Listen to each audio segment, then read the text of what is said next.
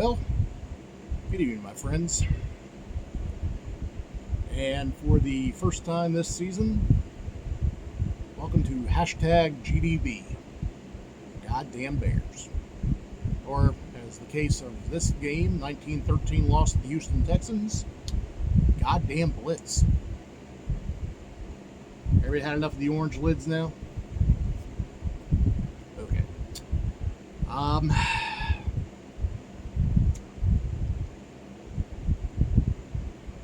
The offensive line's trash.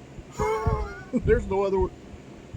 Oh my goodness. The defense played well enough. If you can hold a team to under 20 points in the National Football League, you should have an opportunity to win a game.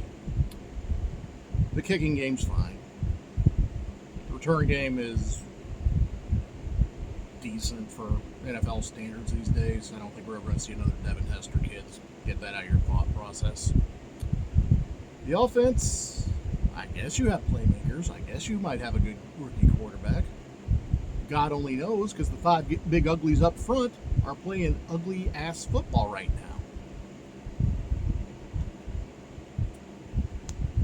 now.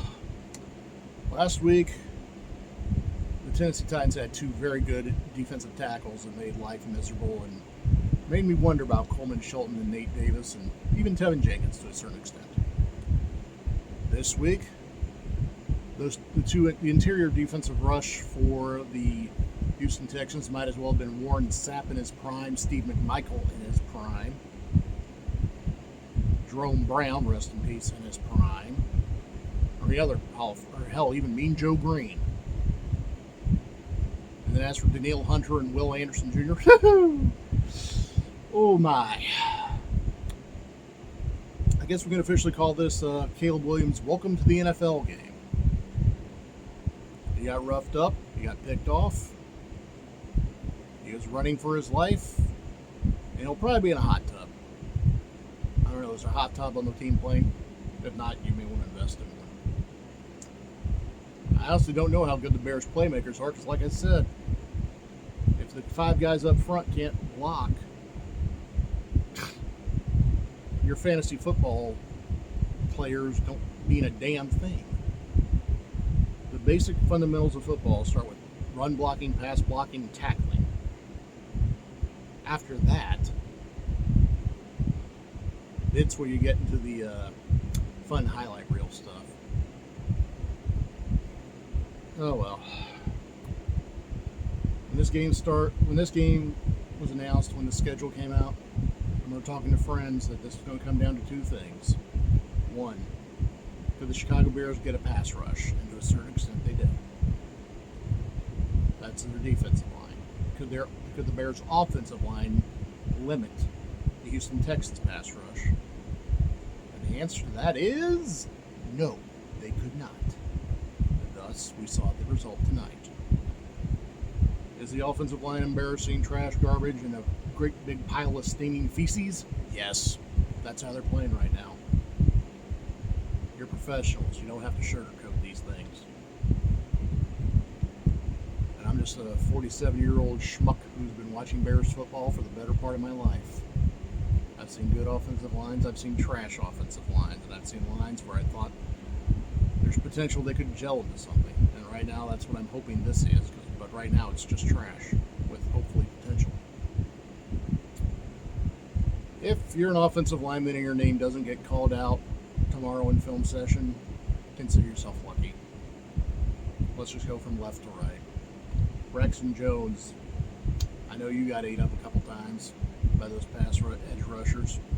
Tevin Jenkins, a guard, probably had the best night of the bunch, but I do remember at least one play where he went to help the center block somebody, and a linebacker just blew right by the gaping rush lane he left open to take Caleb Williams' head off. Coleman Shelton, we've established that you ain't it, son. Nate Davis, went out the one touchdown the Bears got. He was supposed to be the pulling guard on that play. He trips over the center's feet. Thank God Khalil Herbert's as fast as he is and got into the end zone. Darnell Wright, and then there's a few false starts on Nate Davis, and then right tackle Darnell Wright as well. All in all, not a good night if you're an offensive lineman for the Chicago Bears. Defensively, right now it's just like it's been for time immemorial in Chicago. Defense is playing its guts out, but the offense can't carry their own water, or their share of the water, I should say. From the line to overthrows to questionable play calls and all this stuff, but you're doing what you got to do because, like I said, those 5 big uglies are just playing ugly football right now.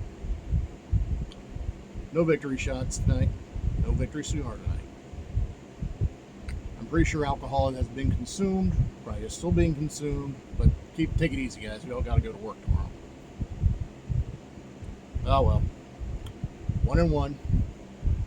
The Colts await the Bears next week in Indianapolis. For those of you that are just now discovering this and don't already know me, I live in Anderson, Indiana. I'd love to go to the game, but between financial issues, i.e. medical bills, and the fact that these days my back and hips don't let me stand up or walk for very long these days, I'll just be sitting at home watching it on my television. Well, everybody have a good week, or as good as you can with this nonsense. 1-1. Talk to you next week, folks. Bear down.